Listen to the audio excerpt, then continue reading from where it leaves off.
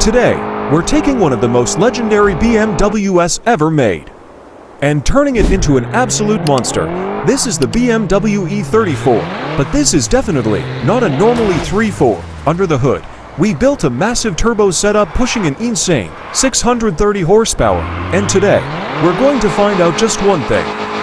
Is this actually the fastest E34 in car parking multiplayer?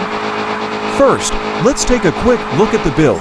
The car has been completely upgraded with a huge turbo, maximum engine performance, and a setup designed specifically for speed. And honestly, just look at this thing. The E34 already has that classic, aggressive BMW look, but with this setup, it feels like we turned a 90s sedan into a modern supercar killer. Now let's see what happens when we actually put the power down. And wow, the acceleration is absolutely insane. The rear wheels immediately start fighting for traction, and once the turbo kicks in, this thing just launches forward. But straight line speed is only part of the story.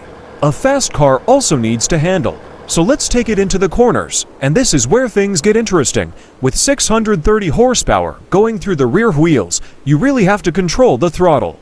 Too much gas, and the rear end wants to step out instantly. But if you find the right balance, the E34 becomes incredibly fun to drive. Now it's time for another test, braking, because what's the point of having 630 horsepower if you can't stop? Let's see how quickly this monster can go from full speed to zero, and the brakes actually feel pretty solid. But now comes the real challenge. We're taking this BMW to a high-speed run to see what it can really do. No traffic, no excuses, just 630 horsepower and one massive turbo.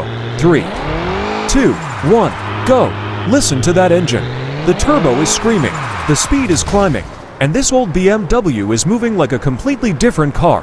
And the best part, this is still an E34. A classic BMW that was never supposed to be this fast. So, is it the fastest BMW E34 in car parking multiplayer?